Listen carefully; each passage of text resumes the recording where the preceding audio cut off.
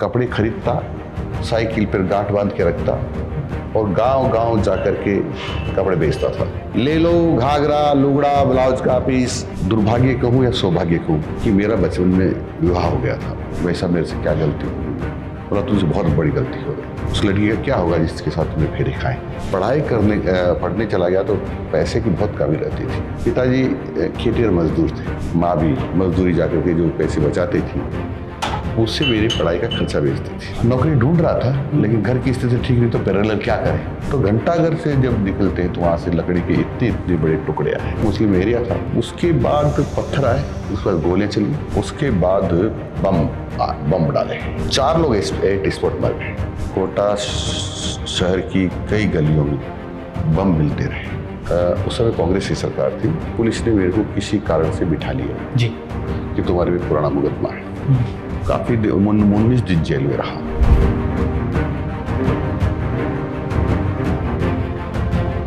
नमस्कार, भारत रफ्तार में आप सभी का स्वागत है जे शो में।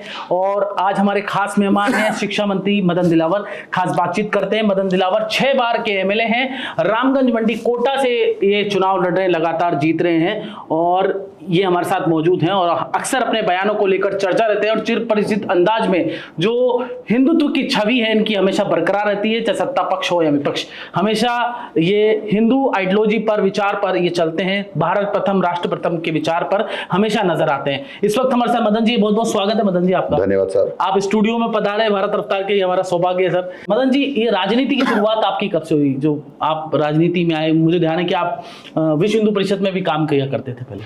राजनीति में मेरी रुचि नहीं रही कभी। मैं तो राष्ट्रीय स्वयंसेवक संघ का संयोजक रहा हूँ, 4 वर्ष तक प्रचारक रहा हूँ। फिर मैंने बजरंग दल में काम किया है।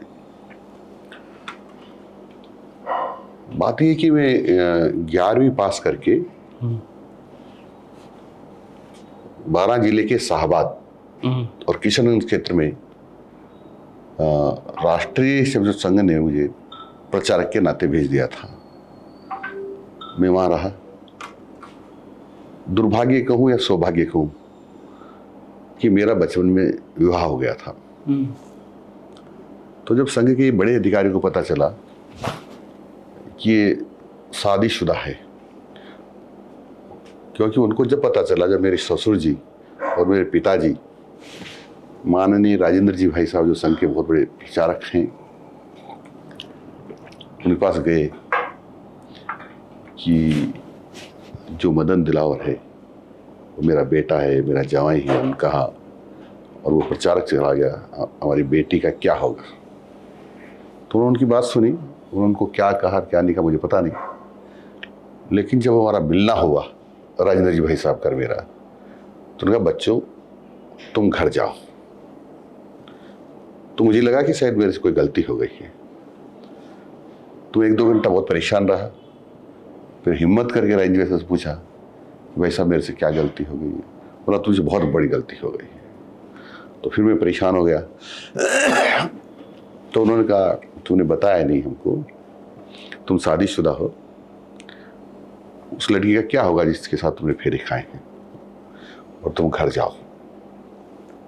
मैं घर आ गया। कुछ दिनों बाद मिले तो उन्होंने मेरे को कहा कि तुम्हारी पढ़ाई लिखाई कहाँ तक हुई है? तो मैंने सोचा शायद आदर्श विद्या मंदिर में कोई टीचर वीचर का काम दिलाने के लिए पूछ रहे होंगे। तो मैंने कहा मेरी 11वीं तक हुई है, क्योंकि उस समय 10+2 नहीं था। तो उन्होंने कहा तुम तुम्हारे पढ़ाई के डॉक्यूमेंट्स लेके आओ। मैं उनके पास ले गया। उनका अब तुम पढ़ सकते हो और तुम इंजीनियरिंग कॉलेज में एडमिशन ले सकते हो। मैंने कहा जी 5 साल का खर्चा तो मेरा परिवार वहन नहीं कर पाएगा। तो उन्होंने कहा तुम पॉलिटेक्निक में लो। पॉलिटेक्निक में उस समय कॉलेज वाइज मेरिट बनती थी और प्राइवेट कॉलेज नहीं थे। तो मैंने सभी कॉलेजेस में भरा और मेरा मेरिट में बीकानेर आ गया। मैं वहाँ पढ़ने चला गया। पढ़ने चला गया तो पैसे की बहुत कमी रहती थी। 200 रुपये महीने मनी ऑर्डर का पैसा भेजते थे मेरे पिताजी, लेकिन उनकी भी व्यवस्था नहीं हो पाती थी। पिताजी क्या करते थे आपके? पिताजी खेती और मजदूर थे। मतलब बहुत आर्थिक स्थिति बहुत आर्थिक स्थिति कमजोर थी। परंतु जब मेरी शादी हो गई थी तो वहाँ जाने के पहले मेरा गोना भी करा दिया पटने जाने के पहले।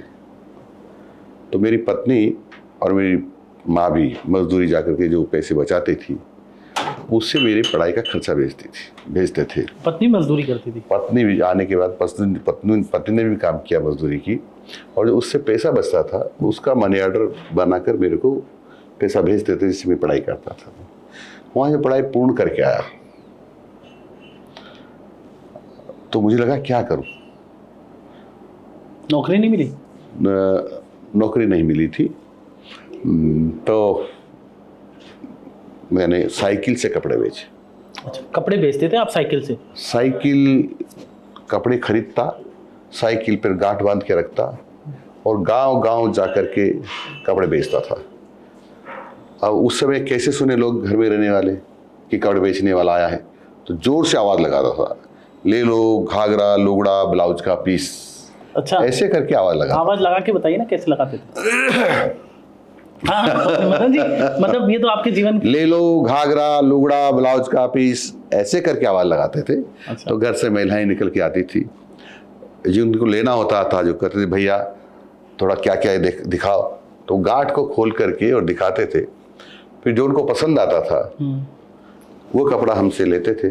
तो मदन जी, पढ़कर भी आपको साइकिल क्यों चलानी पड़ी? ऐसी क्या स्थिति थी? नौकरी नहीं मिली थी क्या? नौकरी ढूंढ रहा था, लेकिन घर की स्थिति ठीक नहीं, तो पैरेलल क्या करें, तो मैं इस काम को प्रारंभ किया।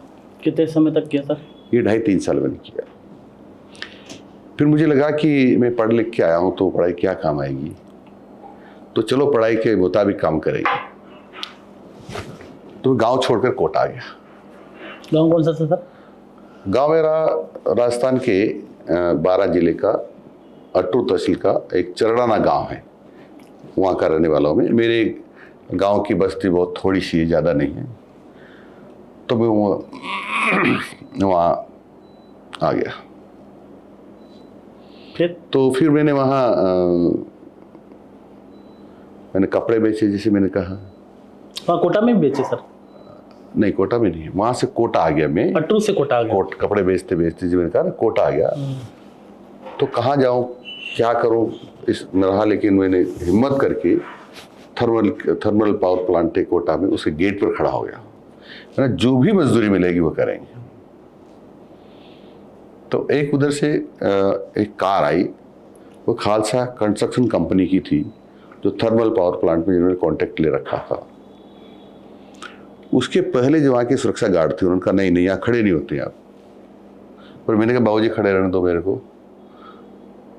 तो उन्होंने पता नहीं मेरी आवाज़ को कैसे पहचाना, जैसे कि ये लड़का तो लगता है कि जानी मानी आवाज़ इसकी। तो उसने कहा कहाँ के हो तुम? मैंने कहा जी मैं चरड़ाना गांव का हूँ। तो संयोग से मेरे गांव के पास के निकले, जलवाड़ा के। उनका तुम यहाँ कैसे आए और किन के लड़के हो? मैंने माधोलाल जी का लड़का हूँ। बोलो माधोलाल जी तो मेरे मिलने वाले हैं। तो मैंने बाबूजी ऐसा करो, मुझे कुछ काम दिला दो, मैंने पढ़ाई लिखाई कर रखी है, मैं मैकेनिकल इंजीनियरिंग में डिप्लोमा हूँ। तो उनका बेटा तुम यही खड़े रहो। उधर से जब खालसा कंस्ट्रक्शन की गाड़ी आई, उनको रुकवाया और कहा कि भाई सरदार जी हमारा एक ही काम है, इस बच्चे को काम देना है। तो उनका यार हमारे पास जगह नहीं। बोला देना है साहब, आपका इतना काम करते हैं तो ये भी नहीं कर सकते। उनका मैं शहर में होके आता। तो शहर में से 2-1 घंटे बाद आए तो मेरे को, आप बैठे रहे जब तक? मैं वहाँ बैठा रहा, खुद की उनकी गाड़ी में बिठा के अंदर ले गए। फिर उन्होंने मेरे को ड्राइंग ये सब बिताया। मैंने परीक्षा ली एक तरह से कि जानता भी कि नहीं जानता। तो मैं जितना जानता था मैंने सारा बता दिया उनको। तो उनको रखना नहीं था, इसलिए उन्होंने कहा कि देखो हम 450 रुपये महीने ही देंगे, इससे हम नहीं दे सकते। तो मैंने कहा आप तो जितना भी दो हम काम करेंगे। तो बोला कब से आओगे? मैं तो आ गया, आज से हाजिर लगा लो।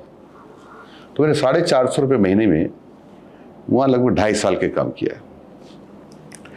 लेकिन मेरे को कुछ नाराज़गी रही वहाँ, इसलिए रही कि एक जो होता है ना मजदूरों को काम देखने वाला अधिकारी होता है, श्रम लेबर ऑफिसर, वो हर महीने आता और हमारा जो कंपनी थी उसके रेजिडेंटल इंजीनियर या एमडी से 10,000 रुपये हर महीने ले जाता। और ले जाता इस बात की कि भाई लेबर को कोई प्रॉब्लम नहीं है, भ्रष्टाचार करता था। भ्रष्टाचार। तो एक दिन मुझसे रहा नहीं गया और मैं मेरे जिस चैम्बर से निकला और मेरा चैम्बर साथ साथ ही था, वहाँ मैं मैकेनिकल इंजीनियर की पोस्ट पे रखा था मुझे। तो मैंने कहा लेबर ऑफिसर जी आप यहाँ आइए। नहीं, पहले तो मैंने नाम लेके बोला, मैंने यहाँ आइए। बोला आप जानते हो मैं लेबर ऑफिसर हूँ। मैंने इसीलिए बुला रहा हूँ मैं आपको। मैं उनको बुला के अंदर से मैंने चिट्ठी लगा दी। मैं अब तो आपको छोड़ूंगा, इस पंखे को लटकाऊंगा। मैंने कहा, जो नहीं करना चाहिए था मुझे, लेकिन मैंने कहा तुम पैसे लेके आए हो, मजदूरों से पूछते नहीं हो हाल चाल कि तुम्हारा क्या है, तुम्हारी ड्यूटी बनती है। तो मैं उसके 10,000 रुपये निकाल लिए। उधर से जो हमारा MD था वो कमरे को नॉक करने लगा, बोला दिला और बाहर निकलो। मैंने कि नहीं। तो फिर मैंने कहा उसके अनोने पे चिट्ठी को बाहर आ गया। 10,000 रुपये थे वो मैंने मजदूर को बुलाकर बांट दी और मैं उसी दिन रिजाइन लिख करके आ गया। लेकिन मैं जो उसके चेयरमैन थे कंपनी को, वो बधाई देना चाहता हूँ, भी सरराज जी थे। वो 2-3 महीने बाद जब चंडीगढ़ के रहने वाले थे, कोट आए तो उन्होंने कहा वो लड़का कहाँ है। बोला साहब वो तो नौकरी छोड़ गया। बोला कैसे छोड़ा। तो किसी ने कहा ऐसी घटना हो गई थी। बोला नहीं उसको बुलाओ वापस। तो पहले तो 1-2 लोग आए कंपनी के बुलाने के लिए।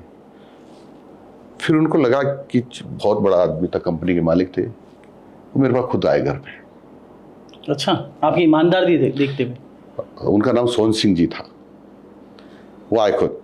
मैंने कहा दिलावर भाई तुमको हमारे यहाँ काम करना है। मैं साहब मेरा मन नहीं करता, ऐसा हो गया। नहीं करना है, सोच लो 1 महीने में सोच लो, फिर काम तो करना है। ऐसे करते 4 माह निकल गए, लेकिन 4 माह का वेतन वो भिजवाते रहे मुझे रेगुलर, लेकिन मैंने उनको साफ मना कर दिया। फिर उन्होंने कहा उनको जो कंपनी के लोगों को भी डांटा और मैं गया नहीं। उस पीरियड में मेरे पास जो थोड़ा बहुत पैसा था तो मैं सिंगल फेस की आटा चक्की लाया। अच्छा, वहाँ कोटा में। और फिर सिंगल फेस की आटा चक्की की लाके मेरी पत्नी चलाती थी, मैं वजन का काम करता था। उससे जो भी 10, 20, 50 रुपया 100 रुपये होते थे उससे हम परिवार चलाते थे।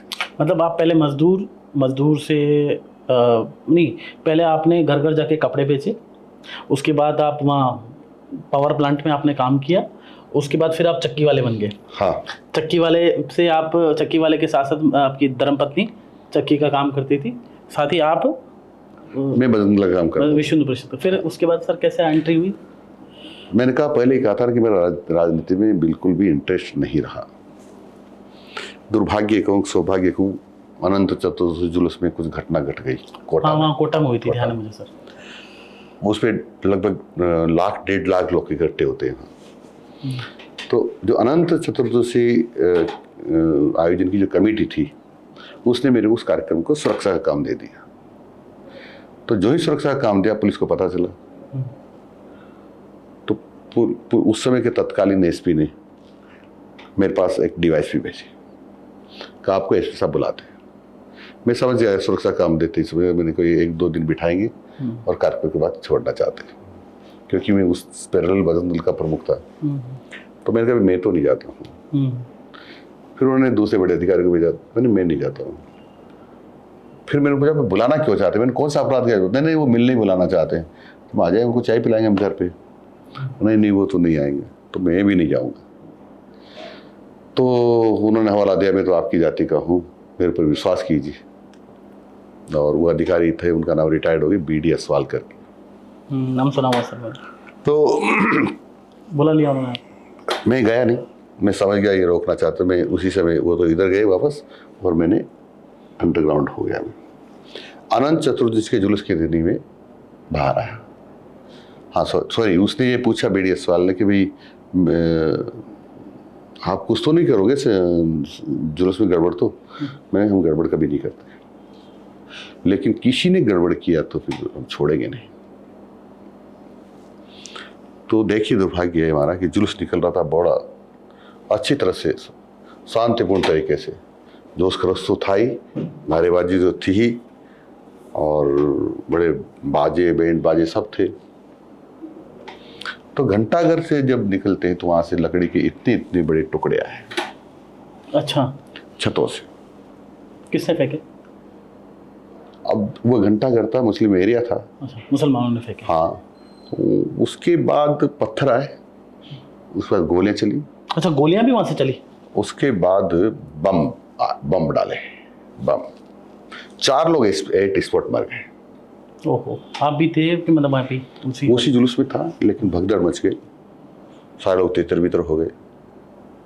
पर हमको लगा कि 4 लोग हमारे मर गए, तो हमारे मरना ठीक है। हम क्या जवाब देंगे समाज को, हमको सुरक्षा का जिम्मा दिया था, क्या हो गया। हम डटे रहे। लड़ाई लड़ी आपने? ज्ञानचंद जी गुप्ता करके एडिशनल एसपी थे, वो जाके एक गुमटी में छुप गए। हमने उनसे अनुनय भी नहीं चला कि क्या ही गोली चलाने का आदेश दो, और नहीं दिए। तो फिर हमने जबरदस्ती की उनसे, और हम उनको बाहर लाए गुमटी छुपे को, और फिर रोते रहे। फिर उन्होंने आदेश दिया कि गोलियां चलाई RSC को और वहाँ की पुलिस को। तो फिर वो जो असामाजिक तत्व थे वो पीछे हटे।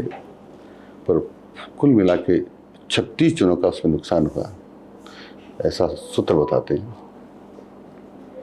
और उसके कुछ 36 इधर साइड, आपके साइड के उधर? नहीं, उधर साइड के जिन्होंने पत्थर फेंके, पुलिस का हुआ, क्या हुआ जुआ। पर उसमें अधिकांश लोग, कोई तो अलीगढ़ का निकला, कोई मुजफ्फरनगर, कट्टरपंथी होंगे मतलब। कुछ कट्टरपंथी थे। लेकिन उसके 15 दिन तक कोटा शहर की कई गलियों में बम मिलते रहे। अच्छा। तो फिर वहाँ से पता नहीं क्यों अपने संगठनों को लगा कि इसको राजनीति में जाना चाहिए, और मेरे ऊपर सारा आरोप लगाया कि जो मरे, जो पुलिस की गोली से मरे। लेकिन सरकार ने कमीशन बिठाया।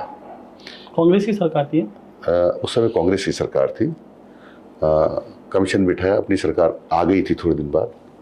कमीशन ने कहा कि इसमें कोई मदन दिलावर का रोल नहीं है। तो खैर फिर भी जो कमीशन बैठा हुआ, जिसमें टाइम लगा, मुझे अंडरग्राउंड रहना पड़ा। कितने टाइम तक सर?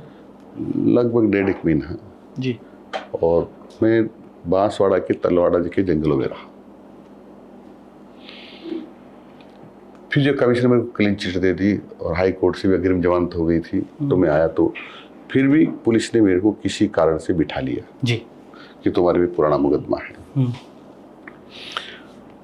तो संगठन यानी राष्ट्रीय संघ बजरंग दल ने प्रस्ताव किया कि मदन दिलावर की जमानत नहीं कराएंगे, और 3 दिन तक कोटा बंद रहा, और गली गली में नादेर लगते रहे कि जेल के ताले टूटेंगे, मदन दिलावर छूटेंगे। माननीय दाऊदयाल जी जोशी उस समय सांसद थे, और जब वो पूरा कोटा बंद रहा तो वो निकल रहे थे। एक जुलूस था उनका जोरदार, बहुत बड़ा, उसमें बम चले, और एक मेरे दोस्त का भाई उस बम विस्फोट में मारा गया। सुरेश जी मेरा हैं, मेरे दोस्त, उनके एक भाई रवि, नाम तो उनका भूल गया, पर वो उसमें मारे गए। काफी 19 दिन जेल में रहा। फिर संगठन को लगा कि नहीं, जमानत करा लेना चाहिए। निर्णय क्या होगा, मैं जमानत पे बाहर आ गया। तो जेल के बाहर आते ही मेरे को किसी बड़े व्यक्ति ने कहा कि तुमको चुनाव लड़ना है। मैं चुनाव नहीं लड़ सकता, मैं गरीब आदमी हूँ, न तो मेरा पैसे हैं, न मेरे रोटी खाने का पूरा इंतजाम है। तो फिर चक्की वाला चुनाव कैसे लड़ा? तो फिर 2-4 दिन, 5 दिन, 10 दिन निकल गए, महीना निकल गया। फिर कहा कि भाई तुम्हारे गांव की तरफ गए कि नहीं गए? मैं कहा, जाता रहता हूँ। नहीं, जो गांव आसपास गांव घूम के आए कि नहीं? मैं कहा, क्या काम अपना घूमने का? तो नहीं, आपको चुनाव लड़ना है। मैंने, मुझे नहीं लड़ना। फिर जब मैं गांव गया तो मेरे पिताजी को मैंने कहा कि मुझे चुनाव लड़ने के लिए बोल रहे हैं। तो मेरे पिताजी ने बहुत गालियां निकाली, बोला अपना काम नहीं है, अपना काम नहीं है ये। वो तो पहले ही डर गए होंगे, आप गिरफ्तार हो गए थे, सब चीजें हो गई। तो कुछ दिनों बाद एक जो उस समय के संघ के विभाग प्रचारक थे, नरेंद्र जी मेघ, जो आजकल संत हो गए हैं, निरंजन नाथ जी महाराज, बाबा निरंजन नाथ जी, उनके हाथ में टिकट था कि ये टिकट ही जाओ, इसको जमा करा। मेरे पास तो पैसा भी नहीं था, मेरे पास वहां जाने का पैसा ही नहीं मेरे पास। तो कलेक्ट्रेट तक जाने का पैसा नहीं था आपको? ना, कोटा से अटरू से चुनाव लड़ा था पहली बार। तो वहाँ 10 रुपये ट्रेन का किराया लगता था, और 20 रुपये निकाल के दिए, जाओ आ जाओ। मैं चला गया, इन्होंने फ़ोन कर ही दिए होंगे, मैं पहले भी कार्यकर्ता थे, इकट्ठे थे। फिर वो पता चला कि 125 रुपया तो वो जो कॉशन मनी क्या होती है वो जमा होती है। तो लोगों ने कहा कि अभी फार्म भरने चलेंगे तो पैसा वो रसीद उस कटा लाएंगे, पैसे दो। मैंने कहा गए, बोला मैं 125 रुपये कहाँ है, 10 रुपये बचे हैं। तो फिर परमेश्वर जी दायमा करके एक हमारे संघ के कार्यकर्ता थे हैं भी हैं, उन्हें 2 4 5 लोगों से इकट्ठे करके 10 20 20 रुपये करके और 125 रुपये की रसीद कटवा के लाए। हम ठेले पर एक माइक रख करके चल दिए कार्यकर्ताओं के साथ। फिर एक कहा गया कि भाई चुनाव उधर चुनाव अधिकारी का ऑफिस है, ठेला वहाँ तक ले जाते, हम नहीं ले गए। हम एक टूटी सी बैग था ऐसे जिसमें कागज वागज रखे थे, हम चले गए। तो पुलिस वालों ने मेरे को अंदर नहीं घुसने दिया। क्यों सर? उनका था वो मदन दिलावर आने वाले हैं, आप नहीं जा सकते। मैं बहुत देर खड़ा रहा, फिर मैं उसको उन्होंने भी नहीं किया तो उन्होंने जाने दिया। तो मैं अंदर गया तो फिर तहसीलदार, कपड़े आपके ऐसे पहने हुए थे? हाँ, तहसीलदार के जिसका जो कमरा था, क्योंकि रिटर्निंग ऑफिसर उस समय तहसीलदार थे, वहाँ था। तो मैं जाने लगा तो वहाँ भी पुलिस की भीड़ भाड़ सबने रोक दिया। कहना ही मदन दिलावर आएंगे फार्म भरने, ऐसे आप नहीं जा सकते। तो आपने बताया नहीं? मैं मदन, मैंने नहीं बोला। तो फिर वहाँ गेट पे जब बहुत देर तक नहीं जाने दिया तो मैंने उनको कहा, मैंने कहा जी मेरा नाम मदन दिलावर है। तो मेरी टूटी चप्पल देख के, फटा पजामा देख कर बोला आप मदन दिलावर? हाँ मैं ही हूँ। तो मैं तहसीलदार के पास चला गया। वो तहसीलदार जी कहा नहीं एक तरफ वो भी मदन दिलावर आने वाला है। मैंने साहब तहसीलदार साहब मेरा नाम मदन दिलावर है। तो 3 बार मेरे ऊपर नीचे देखा कि फटे हाल में चूटी चप्पल है, कपड़े फटे हुए हैं, बदहाल है। 3 बार पूछा तुम ही मदन दिलावर हो? मैंने हाँ मैं ही मदन दिलावर। बोला तुम ही हो? मैंने मैं ही हूँ, लगते तो नहीं। मैंने साहब इसको तो मैं क्या कर सकता हूँ। जब मैंने वो टिकट निकाल के दिया तब लगा उनको कि हाँ यही मदन दिलावर है। और क्योंकि आवेदन भरा के ले गए थे, कंप्लीट करके ले गए थे, वकील वकील से दिखा के तो मैंने जमा किया। ऐसे में राजनीति में आया। तो ये थे मदन दिलावर, खास बातचीत की, इन्होंने बताया किस तरह से संघर्ष किया इन्होंने अपने जीवन में। इनका बहुत बहुत धन्यवाद। आप सब दर्शकों का बहुत बहुत धन्यवाद। भारत अवतार को सब्सक्राइब कीजिए और ज़्यादा से ज़्यादा इस वीडियो को शेयर कीजिए। धन्यवाद।